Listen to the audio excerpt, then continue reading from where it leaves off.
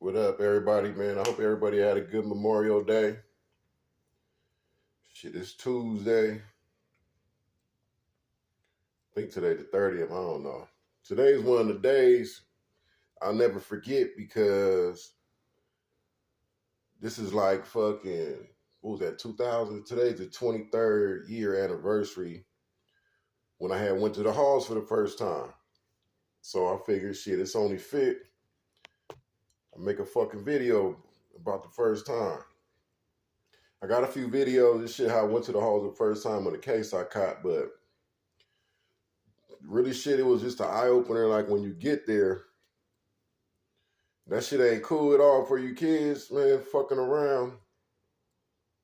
This shit was a trip because I get there, it's me and the homie Slim and shit, and we just got cracked for this house lit. So they first throw you in a small little tank and shit, right? And just me and him, real small tank and shit. And at that point in time, you still gotta go, you gotta talk to, they call you one by one and shit. And first, just me and him in there. Then they had brought in this little essay and shit. And anyways, fucking, they take you to go talk to like a staff probation officer and shit, and he needs to see if you basically fit. They got a few options right there. They can fucking give you, I believe they can give you like some Ricky M time real quick, 30 days, 60 days, or 9 days, and then kick you out. They can still call your parents from well, let me backtrack a little bit. First, you go to the police station and shit, fingerprinted and all that. And I just remember in the police station, it was a detective, a white lady and shit. And I just remember she comes upstairs and I'm in the tank and she looks and she's reading the shit and she's like, "Oh, you got Matt?" She opened the door. She was like, "Man, I told you." That's how like the police knew me by my first name and shit. I was fucking up so bad. But she was like, I told you you're gonna get caught up if you keep doing that bullshit. So and then she was like, "Look, this time you got to go to the halls, man. Your mom can't come pick you up this time. You got to go right to the halls." I'm like, "Fuck it, run it." So anyway, then they do all that other bullshit. Then they transport you to fucking Barry J. If you in the valley, you go to fucking Barry J. Nardoff, which is basically Sylmar Juvenile Hall. So we get there, now we in a little small tank. Now we got, I'm going a little forward. Now I'm in the tank with me, Slim, and the essay. The probation nigga called me out, the staff called me out. I do a little interview with him and shit. He's like, "Look, I could call your mom to tell her to come pick you up right now and just set up a court date, but I'm not." He goes, "I talked to your mom and she don't want you home." I said, "Fuck it." So he was like, "You gonna stay here until you got to go to court, this, that, and that." So you get in the juvenile hall. You got 3 days to go to court. And then you go to court, they set up a preliminary, whatever the fuck it's called, in like 2 months. So you off top, you're gonna be, there ain't no bail and juvenile shit out there. So you're gonna sit those 2 months before you gotta go back to court. Then they gonna sentence you or do whatever, just figure out you're gonna fight your case, this, that, and that. They're gonna come with a deal and all that. So I'm talking to him like, "Yeah, man, whatever, man. I don't give a fuck, man." So he's like, "All right." So we go back. Same shit happened with Slim. He had just got cracked. This is his fourth burglary charge. So he already know, like, nigga, they not letting me go. So I'm like, fuck it. So basically, this the shit that tripped me out. I was like, damn, I was so brand new. I was brand new to jail and how it worked. So they getting ready. They got all the paperwork finished. Now we getting ready to go off to L&M. But before we do that, you got to switch over to your fucking juvenile hall clothes. So this the shit that really started tripping me out at first. The staff was like, "We about to take some showers. And then you guys gonna go see if we can get something to eat," because it was a little later. But we can't find nothing for you guys to eat. You just gonna have to wait till breakfast. So we get to the showers. It's me, Slim, and the and then the staff just like, "All right, break down. 10, 9, 8, 7. And I see Slim taking off his clothes. I'm like, fuck, like, nigga. Like, we gotta get butt ass naked in front like this, nigga. So if I start taking my clothes off, fuck it. He got the shower running, that shit cold as a bitch. Slim jump in, shower up real quick. I jump in and shit. After when he come out, I jump in. But it just tripped me out. Like everything was a countdown in juvenile hall. 10 seconds to break down, get all your clothes off and shit. Then of course you're doing a little search, a little squat cough and all that shit. But then dry up, get the little fucking juvenile hall clothes on, and you gonna most of them, you're gonna get some da-da-da-da, some socks, and a t-shirt. It's called a shower roll. And fucking most of the shit got holes in it. It's dingy. You might have some skid marks, some nut marks and all that shit in your drawers. So it's like, fuck. I don't want to put this shit on, but you got to. So then we break down, get shower up, get dressed. Now they taking us to infirmary to get checked out by the nurse and all that shit. And I just remember, I probably had talked about this in a previous video. I don't know if I have, I don't remember. But me and Sam sitting down in the hall, and I'm looking like, damn, that's why they call it the halls, because everything is like a big hallway. And then you got doors on each side with rooms. So I'm sitting in the chair in the infirmary, and I see an essay coming down the little corridor and shit, down the hall. He by himself too, so I'm like, what the fuck? So anyway, I tell Slim, I said, man, I'm finna fire on this nigga. He like, why? I'm like, nigga, fuck it, he an essay. At that point in time, it was on with the essays and shit, man. I didn't give a fuck where he was from or none of that shit. It was just on with the essays. So then, and it was cold because I had grew up around some essays too that I was cool with, but it was like, nigga, y'all niggas can, if you with your hood and I'm with the homies and shit, it's on. But Slim tell me, he like, nah, Matt, don't do that. He like, nigga, you don't get lost in the system. And I didn't know what the fuck that meant. I'm like, what the fuck is lost in the system, nigga? He like, nigga, every fight you gonna get into, nigga, they gonna start adding cases and time to your shit, and you never gonna come home. So I'm like, what? They can do that? In my head, I'm thinking, nigga, it's jail. This is what we doing. We fighting, we stabbing, we doing all that other shit. Like, that's just, in my head, that's what I thought jail was. Nigga, we gang banging, we fighting, and doing all the extra shit. We trying to get our enemies and all that. He like, nah, nigga, don't do that. He like, nigga, don't fuck around with this gang shit. He like, fuck that gang shit, nigga. Just do your time and come home. So I'm like, all right, nigga. He like, if not, nigga, you gonna be gone forever, nigga. They gonna, and with me, I was fit for the Y because of my age and my size.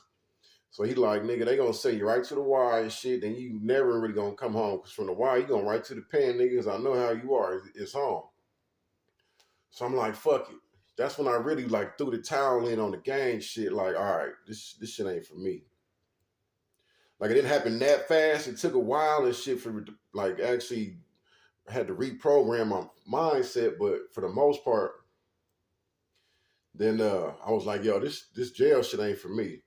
Because then I'm starving and shit all night. We don't get nothing to eat. The next, they sent us to L&M after the infirmary and shit. And I'm sitting in L&M. They got a whole bunch of chairs set up in the day room. And you just fucking sit there. It's like a transport unit. So you got people, kids coming in and out all day and shit, right? So I'm me and Slim sitting there, people coming in and shit. That's when I first got a glimpse on how niggas was gang banging in the halls and shit. Niggas are literally, they'll come in and niggas be like, they'll say that shit quiet, like, niggas saying where you from and shit, but they not know where, no, it's like, they whispering it. And I seen one nigga had me laughing because he literally sat down in the row in front of me. He turned around and banged on everybody in the row. He was like, all right, where you from? He banged on like 5 niggas and shit. And then fucking, so at this point I'm like, nigga, I'm already like, nah, I ain't gangbanging, nigga, I ain't from nowhere and shit. Now, if Slim would have never told me that, I would have never made it as far as L&M that first night. I would have already went to the box. I would have fired on the essay in the infirmary, went to the box. Then I would have been fired on staff, and I would have been doing a whole bunch of other shit because I didn't give a fuck back then. Everybody was free game. I don't give a fuck how big you are. I'm finna get down. I don't care if it's 10 niggas and shit. I'm finna get down with everybody. So for the most part, I make it to L&M and shit. I'm just tripping how niggas is gangbanging and shit. Like, nigga, they doing it silently and you gotta be slick. So anyways, this is the shit that tripped me out too. Nigga had to take a shit. So they run ahead calls. And what they'll do is they'll grab a toilet paper roll. And they'll just go, they'll roll up some toilet paper. In the halls too, they had some created because in the halls you get a seat cover. So some of them was already prepared this shit. They'd be like, here, if not, they will get you some tissue, roll that shit up. Be like, here, you got 3 minutes. Everything was 3 minutes. You got 3 minutes fucking to take your shits. You got 3 minutes to take a shower. When they run in showers, some staff will give you 2:30. And the way they count, they be like, 3 minutes, start now, go. 2:30, 2 minutes, 1:30, start washing up. And that shit'll literally go that fast. You be like, damn, I just jumped in this motherfucker. So you literally in the hall, you had to go rinse off and then jump out. Like you literally had to take these 30 seconds to a minute showers, but they say it was 3 minutes, but it wasn't. And the water cold as fuck.